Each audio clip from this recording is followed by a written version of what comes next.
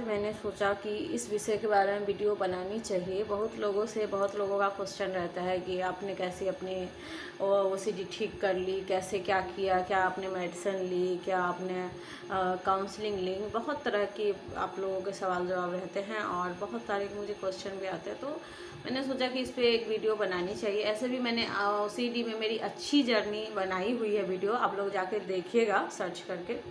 उसमें मैंने यही बताया हुआ है कि मेरी ओसीडी ठीक होने के बाद कैसी लाइफ फिर हो गई, कितनी अच्छी रही, कितनी कैसा रहा, सब अनुभव मैंने उसमें शेयर किया हुआ है।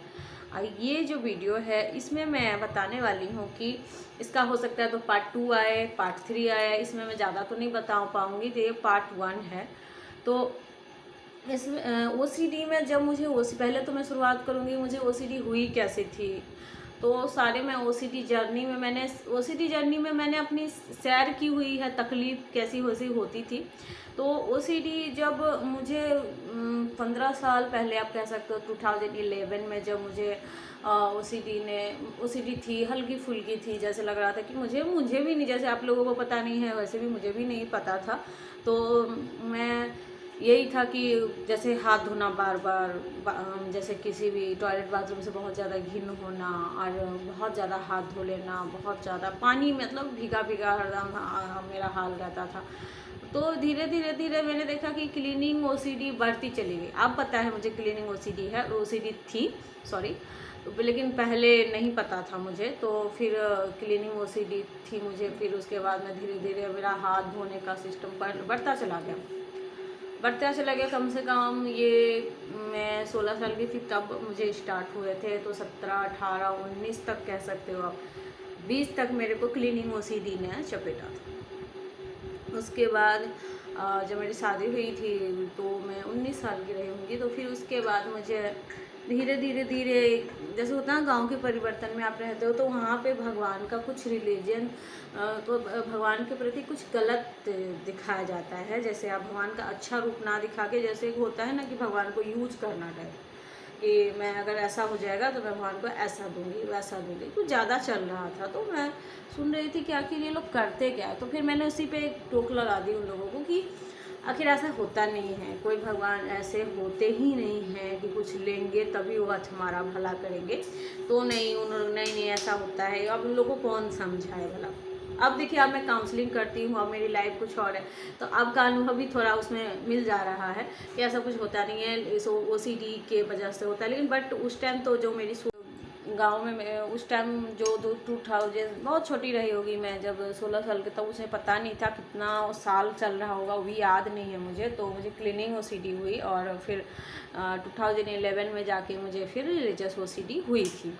और वो कम से कम 12, 13, 14, 15, 16 तक चली थी, 17 तक चली थी। बट 18 तक आते आते मुझे पता चल गया कि ये कुछ तो है, ये माइंड का कुछ खेल है। और फिर मुझे पता लग गया कि मुझे ओसीडी है। तो फिर उसके बाद मैंने सबसे पहले जो नॉर्मल लोग करते हैं वही मैंने भी किया था। मैं मेडिसिन ही पहले ली थी, बट मेडिसिन का ऐसा हुआ कि भाई मेरे को तो बिल्कुल भी असर एकदम उसका इतना बेकार गया मेरे ऊपर। इतना तबीयत ख़राब मुझे होने लगी थी, एकदम नींद सा आने लगा था और बहुत बिगड़ गया मेरा सेहत। तो मुश्किल से मैंने 1 सप्ताह ही लिया होगा और उसके बाद फिर अचानक से मेडिसिन फिर मेरे हस्बैंड ने मुझे छुड़वा दिया, मैं छोड़ दी। उसके बाद से बिल्कुल भी मेडिसिन मैंने लिया नहीं, क्योंकि भाई उससे कोई मुझे खुद भी इतना पता चल गया कि थॉट भाई चेंज हो नहीं सकते मेडिसिन से, ऐसा कुछ चमत्कार होगा नहीं। रहा एंजाइटी लेवल लो, तो एंजाइटी भी कुछ खास मेरे तो नहीं हो रहे थे। अब होते होंगे लोगों के, सबके अलग अलग अनुभव होते, बट मेरे को कुछ ऐसा नहीं हुआ था। तो मेडिसिन मैंने मुश्किल से 1 सप्ताह लिया, छोड़ दिया, भाई उससे कुछ मेरा हो नहीं रहा था।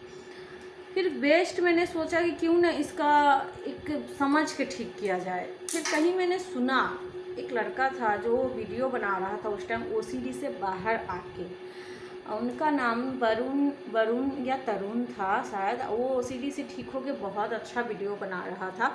अभी उनका वीडियो पता नहीं कहाँ गया। अब मैं तो बना था ओसीडी पे, तो मुझे डॉक्टर से ज़्यादा, किसी साइकोलॉजिस्ट से ज़्यादा मुझे उसकी बातें सटीक लगी थी, क्योंकि वो सब अपने अनुभव से मेडिसिन किए जा रहे थे। मुझे उनकी बात समझ में नहीं आ रही थी, क्योंकि जाहिर सी बात है आप लोग के साथ भी कुछ ऐसा ही हो रहा होगा। जब OCD हावी होती है तो भाई साइकोलॉजी की बात तो समझ में तो नहीं आती, क्योंकि वो अपने अनुभव से मेडिसिन ले ले, ऐसा हो, कुछ नहीं समझ में आता। तो फिर मैंने उस लड़के की वीडियो एक बार देखी थी, और दीक्षा भी उस टाइम वीडियो बना रही थी। आप दीक्षा का भी सर्च करोगे, उन्होंने भी अचानक वीडियो डिलीट कर दिया यूट्यूब से। हो सकता है उनको परेशान सब कर रहे हो, मुझे जो लग रहा है, क्योंकि उनको ईमेल में मुझे लग रहा था कि सब परेशान कर रहे थे, इंस्टाग्राम पे परेशान कर रहे थे लोग, तो वो शायद अपना डिलीट कर दी चैनल। हो सकता है उनका ठीक हो गया। वो भी ठीक होने के बाद ही बना रही थी दीक्षा, अपने अनुभव शेयर कर रही थी। और वो जो अरुण बताया था या जो भी, वो भी अब ठीक होने का वीडियो बना रहा था, जो ऐसे करके आप उसको हटा सकते, विचार चेंज नहीं हो सकते मेडिसिन से, ऐसे। तो जो उन्होंने बताया था, तो मैंने क्या किया, मैंने सोचा कि मैं मेहनत करूँगी। एक तरह से मैंने उनको ये मान लिया गुरु। और फिर मैंने, देखिए इसमें आप समझ रहे हो कि मैं भी तब वीडियो देख के ठीक हो सकता है। देखिए कोई भी ठीक हो सकता है, बट लेकिन आप मेहनत नहीं करोगे तो कुछ नहीं हो सकता। तो फिर काउंसलिंग, मतलब थोड़ा सा सपोर्ट मैंने लिया था उस लड़के से, थोड़ा सा सपोर्ट काउंसलिंग लिया था। तो नंबर उन्होंने दिया हुआ था, तो थोड़ा सा मैंने काउंसलिंग स्टार्ट करी थी उनसे। ये 2018 की बात होगी। तो उनसे मैंने काउंसलिंग स्टार्ट किया। उनकी एक तो मैंने वीडियो को अच्छे से समझा, बारीकी से समझा।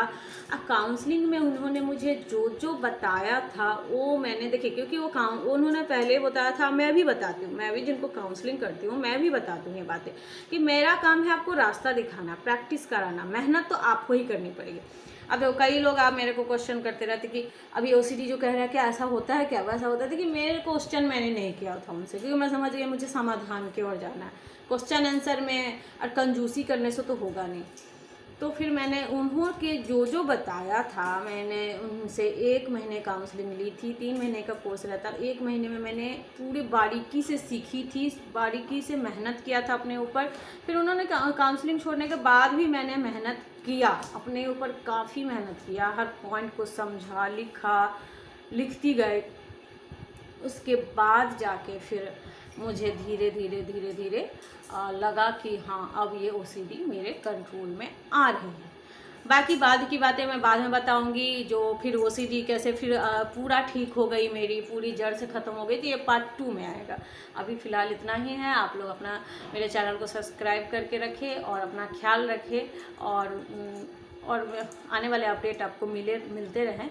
और तब तक के लिए आप लोग का धन्यवाद। Bye bye.